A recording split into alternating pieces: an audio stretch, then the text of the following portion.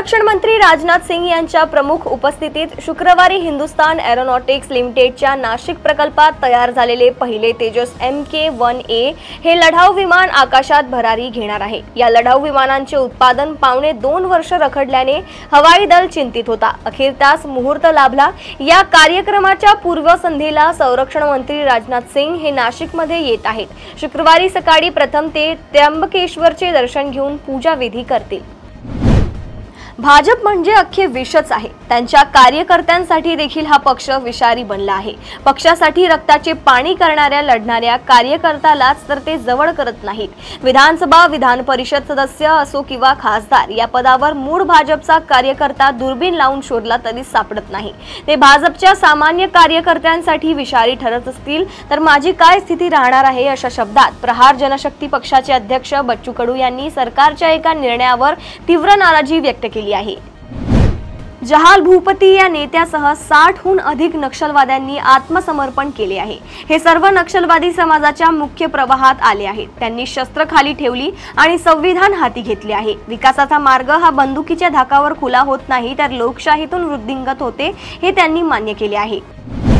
लोणी बुद्रुक येथे गेल्या 1 महिन्यापासून पिंजऱ्याला हुलकावणी देणाऱ्या बिबट्याला जेरबंद करण्यात यश आले। लोणी बुद्रुक येथील जलसंपदा तथा पालकमंत्री राधाकृष्ण विखे यांच्या संपर्क कार्यालय असलेल्या जनसेवा कार्यालयाजवळील हडपट्टी शिवारात मनीषा श्याम कोते यांच्या 471 गटात गायीच्या गोठ्या शेजारील शेतामध्ये लावलेल्या पिंजऱ्यामध्ये 4 ते 5 वर्ष वयाचा नर बिबट्या जेरबंद करण्यात वन विभाग व प्राणी मित्र यांना यश आले। जामखेड येथील कला केंद्राची तोडफोड करून दहशत निर्माण करणाऱ्या टोळक्यातील 7 जणांना पोलिसांच्या स्थानिक गुन्हे शाखेच्या पथकाने अटक केली। यातील अटक केलेल्यांकडून 1 गावठी कट्टा, 3 जिवंत काडतुसे हस्तगत करण्यात आल्याची माहिती गुन्हे शाखेचे पोलीस निरीक्षक किरण कुमार कबाडी यांनी दिली। नाशिकमध्ये 2027 मध्ये होणाऱ्या कुंभमेळ्यासाठी कुंभमेळा प्राधिकरणात पदनिर्मिती करून पदभरती करण्यात येणार आहे।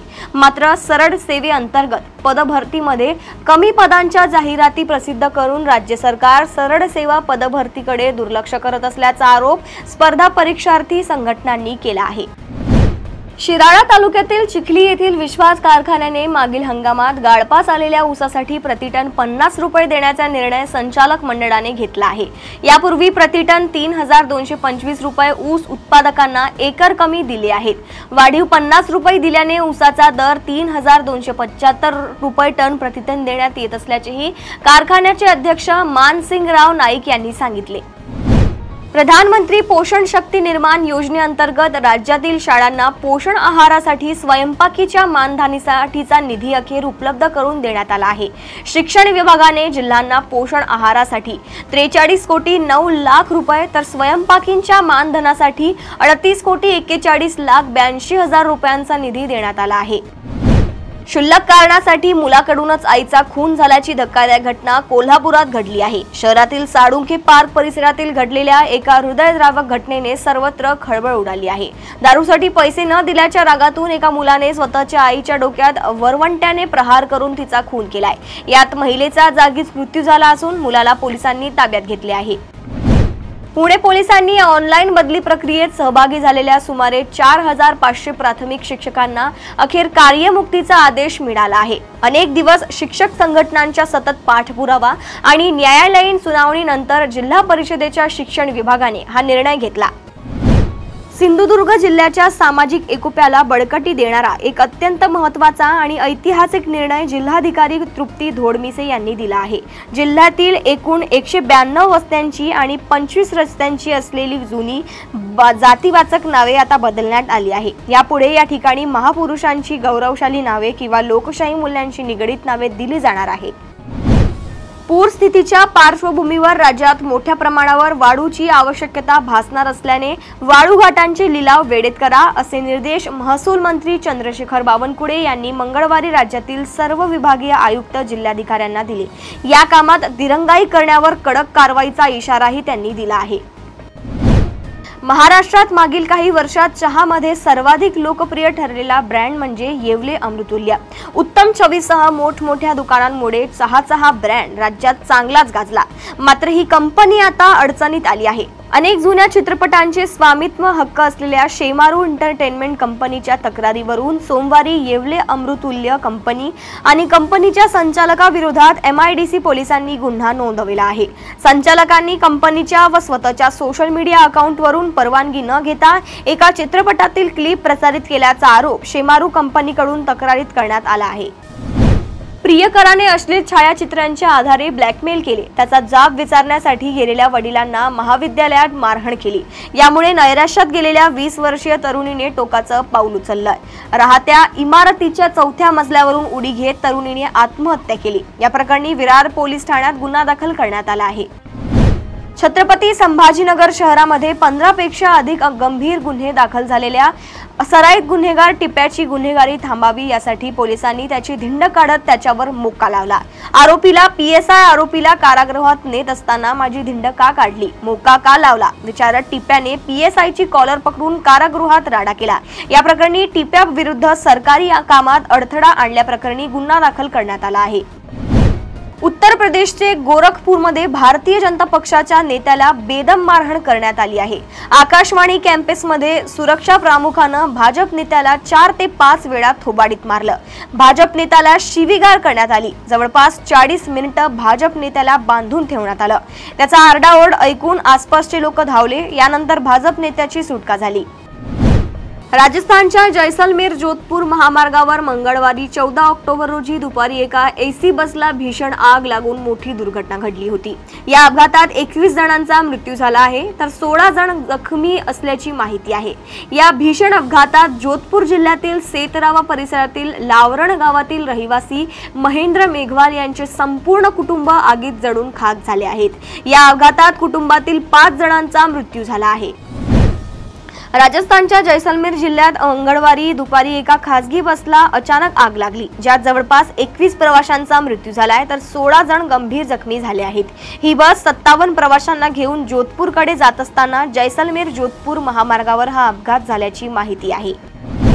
हरियाणातील IPS अधिकारी Y पूरण कुमार यांच्या आत्महत्येमुळे राज्यातील वातावरण तापलं आहे। ही घटना ताजी असतानाच मंगळवारी आणखी एका अधिकाऱ्याचे जीवन संपवलं।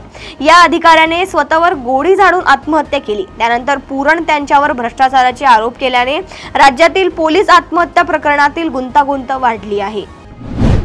गोवा राज्याचे कृषी मंत्री आणि 2 वेळा मुख्यमंत्रीपद भूषवलेल्या रवी नाईक यांचे आज पहाटे निधन झाले।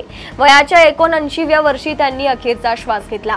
कार्डियक अरेस्टमुळे रवी नाईक यांची प्राणज्योत मालवली। नाईक यांना तातडीने पोंडा येथील एका खासगी रुग्णालयात दाखल करण्यात आले होते, मात्र तिथेच त्यांनी अखेरचा श्वास घेतला। त्यांच्या निधनाने गोव्याच्या राजकारणात मोठी पोकळी निर्माण झाली आहे। भारतासंबंधीचे अमेरिकेचे तज्ज्ञ आणि अमेरिकन सरकारचे वरिष्ठ सल्लागार ॲश्ले टेलिस यांना गोपनीय कागदपत्रे बाळगल्याच्या आणि चीनसाठी हेरगिरी केल्याच्या आरोपाखाली अटक करण्यात आली आहे। 64 वर्षीय ॲश्ले टेलिस यांचा जन्म भारतात झाला होता, पण आता त्यांच्याकडे अमेरिकन नागरिकत्व आहे। टेलिस 2000 पासून अमेरिकेच्या परराष्ट्र खात्याचे सल्लागार आहेत। पाकिस्तानचे पंतप्रधान शाहबाज शरीफ हे गाझा शांतता शिखर परिषदेत सहभागी झाले होते। येथे त्यांनी अमेरिकेचे राष्ट्राध्यक्ष डोनाल्ड ट्रम्प यांचे इतके कौतुक केले की अमेरिकेचे राष्ट्राध्यक्ष स्वतःही आश्चर्यचकित झाले। याचे पडसाद सध्या सोशल मीडियावर पडल्याचे पाहायला मिळत आहेत। लोक पाकिस्तानच्या पंतप्रधानांना तुफान ट्रोल करत आहेत। अमेरिकेचे राष्ट्राध्यक्ष डोनाल्ड ट्रम्प यांनी काही दिवसांपूर्वी भारतावर तब्बल 50% टॅरिफ लादलेला आहे। तसेच भारत रशियाकडून तेल खरेदी करत असल्याच्या मुद्द्यावरून डोनाल्ड ट्रम्प यांनी भारतावर सातत्याने टीका देखील केली। त्यामुळे भारत आणि अमेरिकेत तणाव निर्माण झाल्याचं पाहायला मिळालं। या दरम्यान भारताने एक महत्त्वाचा निर्णय घेत अमेरिकेला जाणारी टपाल सेवा स्थगित केली होती, मात्र आता ही सेवा पुन्हा एकदा सुरू करण्याचा निर्णय भारताने घेतला आहे। अफगाणिस्तानातून भारतात स्थलांतरित झालेल्या हिंदू व शिखांच्या एका शिष्टमंडळाने भारत दौऱ्यावर आलेले तालिबानी नेते आमिर खान मुक्ताकी यांची नुकतीच नवी दिल्ली येथील अफगाणिस्तानच्या दूतावासात जाऊन भेट घेतली।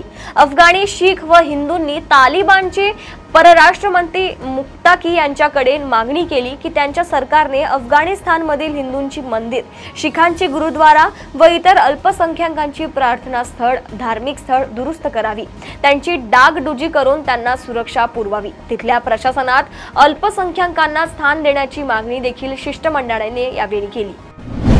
OpenAI कंपनीने जाहीर केलं आहे की ChatGPT आता प्रौढ वापरकर्त्यांसाठी कामुक मजकूर व सामग्री उपलब्ध करून देणार आहे। कंपनीचं म्हणणं आहे की आम्ही प्रौढ वापरकर्त्यांना प्रौढ नजरेनेच पाहतो। OpenAI ChatGPT मध्ये काही नवीन अपडेट आणत आहे, त्यापैकी हा सर्वात महत्त्वाचा भाग आहे।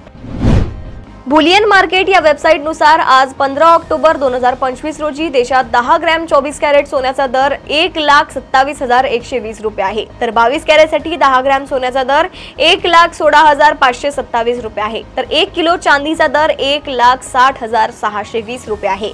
याशिवाय 10 ग्रॅम चांदीचा दर 1,607 रुपये आहे। एक्स प्लॅटफॉर्मवर डाऊन झाल्याने तक्रारींचा पाऊस पडत आहे। युजर्स वैतागले आहेत। जिओ हॉटस्टार कधी पूर्ववत होणार असे प्रश्न विचारले जात आहे। अनेकांना स्ट्रीमिंग मध्ये अडचणी येत आहेत, तर कंटेंट लोड होत नसल्याचंही अनेक युजर्सनी म्हटलं आहे। एक्स प्लॅटफॉर्मवर वेगवेगळ्या प्रतिक्रिया येत आहेत। अनेकांनी आपापला अनुभव एक्स प्लॅटफॉर्मवर शेअर केला आहे। मराठी कला विश्वातील मायरा वायकुड काही दिवसांपासून नेटकऱ्यांच्या निशाणावर आहे। मायरा एका मुलाखतीमुळे चर्चेत आलेली अति आत्मविश्वासामुळे मायरा बालपण हरवून बसली असे नेटकऱ्यांनी म्हटले आहे। त्यामुळे तिला प्रचंड ट्रोल सुद्धा करण्यात येत आहे। अशातच आता मायरा नंतर आणखी 2 मुलं चर्चेचा विषय ठरली असून त्यांचे व्हिडिओ सोशल मीडियावर व्हायरल होत आहेत।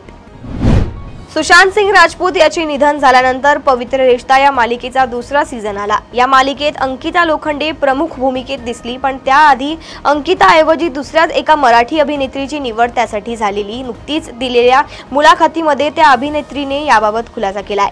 ही अभिनेत्री म्हणजे स्मिता शेवाडे। स्मिताने सांगितले की कलर्सवरती मालिका केली, त्यानंतर आणखी एका हिंदी मालिकेसाठी सिलेक्शन झालं होतं, पण तारखा जुळत नसल्यामुळे मला ती मालिका सोडावी लागली।